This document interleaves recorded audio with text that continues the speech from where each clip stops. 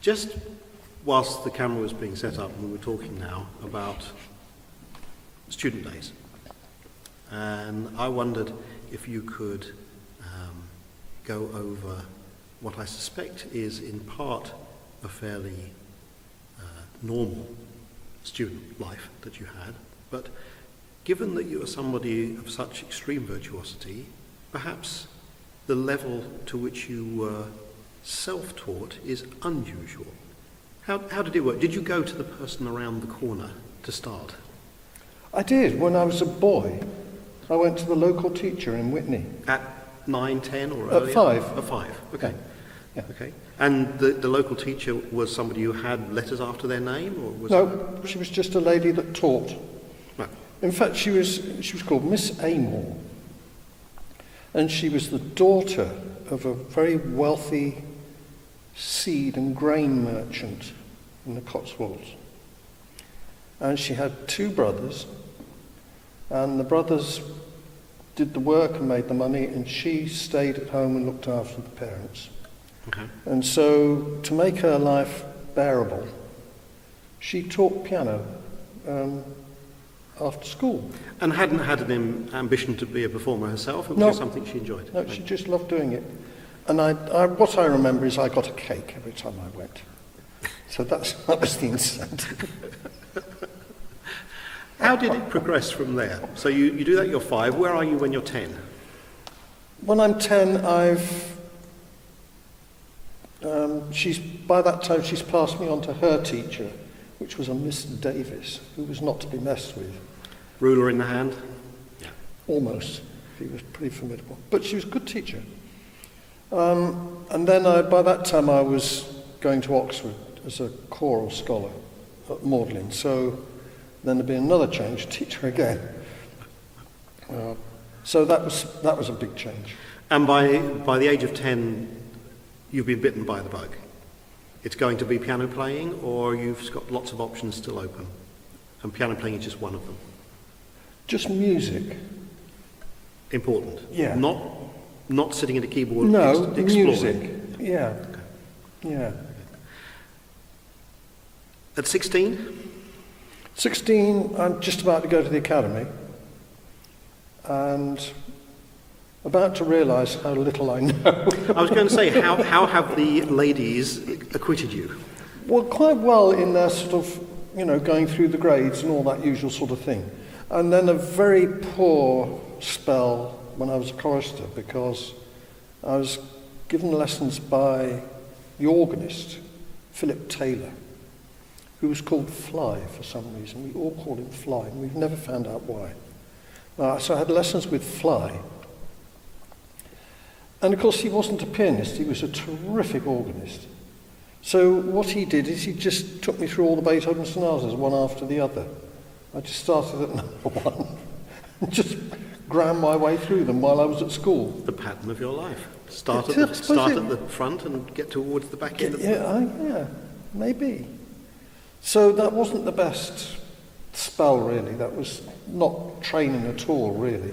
So you find yourself at 16. How would you describe your keyboard grasp at that stage, which has been so strong? Had it formed by the time you were 16? No, I don't think so. I think it was, no. So what made that happen? I think, again, it was this general interest that when I got to the academy and I could see there were other people who could play notes till they came out of their ears. I mean, just terrific players.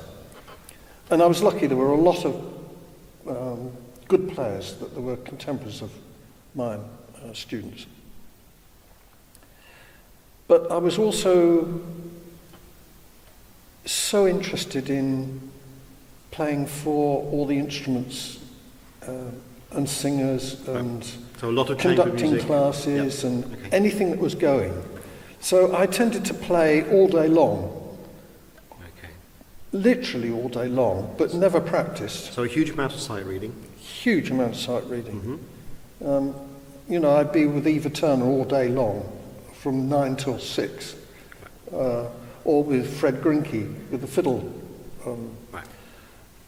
So I started to fail a few piano exams because I could play this, but I never practiced it.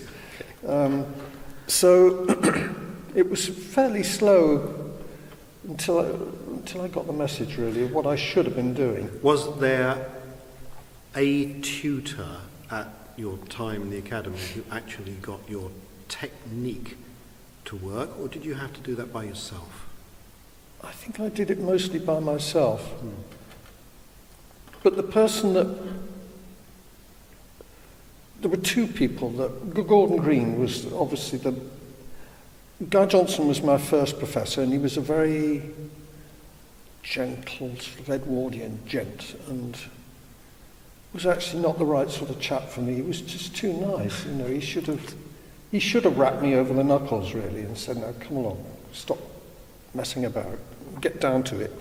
And he didn't. But then when Gordon Green came along, he said, if you want to play the piano, you're up against somebody like Richter. He said, you know, if there's a concert going, who are they going to choose? And if you want to be chosen, you've got to play. You know, you can't just sit around and busking. You can't do it. You've got to get down and do it. And so he sort of made me realise that some serious work had to be put in. Because I suppose the other event that happened, why I changed professors at the academy, was because I failed my final exam in the academy. You can admit that now. Oh, absolutely. Oh, yeah. And I can remember it was a horrible exam. It was a very difficult exam because you had to play pre-classical, so Bach, some Beethoven, some Mozart, some Chopin of some sort, something romantic, something English, and something new. All in the same recital? All in one. You had to have this all ready. And you got to know what you were going to play when the person before you went in. They would come out and say, in 40 minutes' time, you're going to play this. And I can remember the first time, and I took that exam, and I was sitting there thinking, wow, you know, anything can happen here. Chap came out and he said, you're going to play 3 Chopin studies, in the B-flat minor sonata of Chopin, and the Italian concerto. Oh, wonderful. He couldn't have picked 3. I mean, I went in there and made such a pig's ear of it. I just knew I did, and so that was that. Guy Johnson got furious, and I got furious, and everybody got furious. And so I went to see Thomas Armstrong, was the principal. He said, "What am I going to do with you? What am I going to do?" And then he said, "I think the only answer with you," he said, "is to start again." Start again? Okay. He said, "We'll pretend none of that's happened." He said, "We'll have new professors, and you know what to do this time." So that's exactly what I did. I started all over again. And that was another 2 years or another 3 years? 4. Wow. Okay. Yeah. Yeah. And I paid for it because my scholarships and things had all run out, my grants. By then I was writing music, heaven forbid. And there were these internal competitions. Well, if you could win one of those, that would pay a year's fees. So that's how I got to pay to stay there. By winning a composition prize. Okay. Yeah. Okay. And this is important. I think many people misunderstand how an instrumentalist learns their physical craft. Although you've had now Gordon Green as a good influence, your learning of literally just how to play the piano, what's possible, what you can do, what others can do, comes from listening to others, watching others. Yeah. It doesn't come from a regime of scales and arpeggios and all of that, or did that play a part? A bit, but not much. It probably should have played more of a part, really. Well, I don't But- notice any problem with your scales and Well, arpeggios. some double thirds can sound pretty rough around the edge. But a lot of listening. In those days, there were tickets to concerts free to students.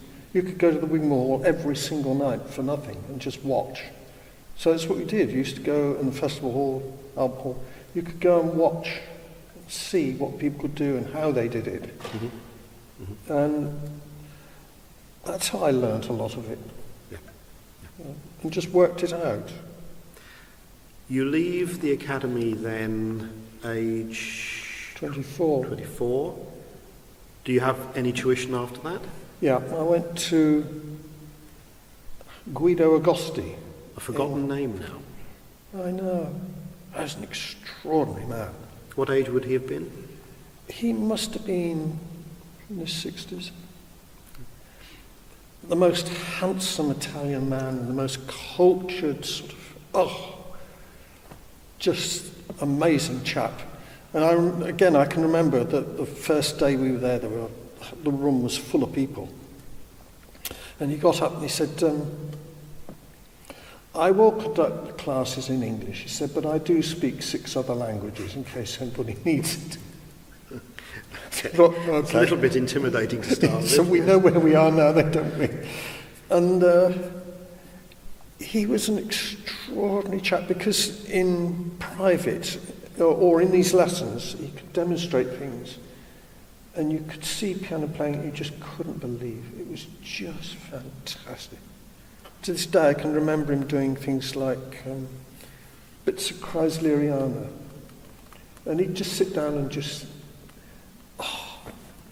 never forget it. But he couldn't play in public. He had no nerve. He could not do it. Did he have a concert career at all at that stage? I think, no. He wasn't playing in public? No. And I think that made him rather a poisonous sort of man, really. He was very upset with all this young sparks coming along, not really realising what we could do and what we were doing. And he couldn't, you know. And so every so often he'd let loose and give you the most horrendous lesson. With people in tears. And did you survive those lessons? I did. We became very good friends in the end, but it did have its ups and downs. Once I played, this is in the heat of the summer in Siena, and I played Les Joueurs to it, and got to it, and like this. There was a long pause, and he said, Mr. Honnes, he suddenly forgot he could speak perfect English. Mr. Honnes, I liked the last 4 bars, but they had too much pedal. This is in front of a room full of people. What do you say? What do you do? So I said, well, can you play it? And you play it to me, so I want to see how it should be done. And he did, actually. He sat down and he played it. And he did everything opposite. If it would be possible to be as opposite as what I did, he did it. And on another occasion, I played the Bartók Sonata. I was very keen on Bartók in those days. And again, the heat of the day, got to the end of the first movement. There's a long pause, and I looked at him. Nothing, he just slow movement, got through all that. Very ponderous. And got to the end, and I looked. So it was fast we went, and notes thing flying everywhere, and I get to the end, and I looked around. Still looked around. And he didn't say anything to me. He turned around to the audience, well, all the people, the other students and members of the building, and he sort of went into a tirade in Italian. Like this, went on and on and on. And of course he knew I didn't know what the dickens he was talking about. Like, oh my God, get me back to London quick. So afterwards, and he didn't tell me, he said that, right, thank you very much. Next. You're dismissed. Yeah. Yes. So after I got system, I said, well, what did he say? He said, that was fantastic. He said, that was a brilliant bit of piano playing. He said, I didn't have a thing to say. Okay. Time to get those tickets. Come home. You've done all your work here. Yes. Yeah. And he gave me a prize. You know, I mean, he gave me a diploma of honour. So we ended up good friends, but the most extraordinary way to teach. So again, I had to do it by watching. By watching. The things he did with his hands and his fingers and the pedal. If you watched. It's the same thing that I observed over many years working with Vlado Perlmutter. Right. And he used to give poisonous masterclasses too. I remember one masterclass he did when I was a student. I wasn't in the class, but I was watching. And this poor lad played the G minor ballad. Oh, right. Respectably. Yeah. You know, something that Vlado could have worked on had he chosen to. And he turned to the audience and he said, I have heard this ballad 37 times this year. This is the worst.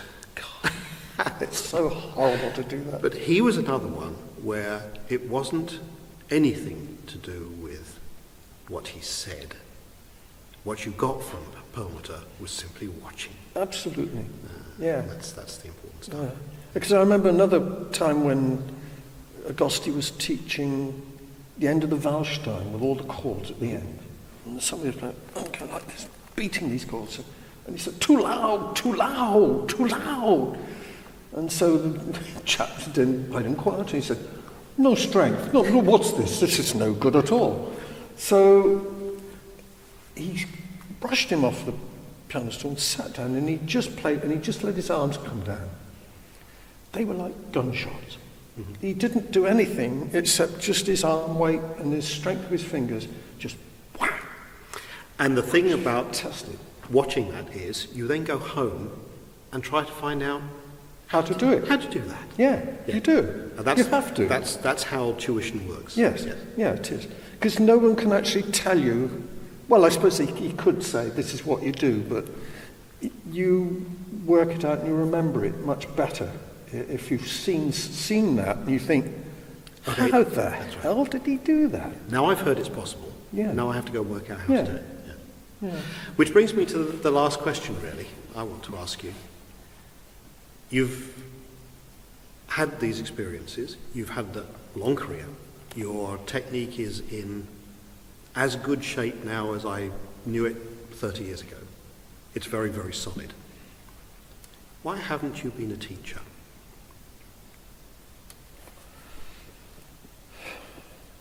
Good question. I never fancied it. Simple as that. I never really liked the idea of being a teacher. But now people enjoy it when I give classes and things, and I enjoy it. I don't enjoy the thought of it. Is it the thought of the responsibility, or just the thing itself? I don't just know. teach It's life? just silly. It's just me being silly. Yeah. So, Well, I hope after this video goes out you won't be inundated with pupils wishing to come and see you, but I can think of worse places to go. and I'd be very happy to see people, and I do enjoy hearing them play. So my view is beginning to change, and I should, if I can give any small help to anybody, then I should do it. Well, that is throwing down a gauntlet to the world. Yeah. Martin, happy birthday. Thank you. Thank you for 35 years of Is that wonderful... how long it is? 35 years since I first called you. Oh. So it's been great. Well, thank you very much, Adrian. Thank you.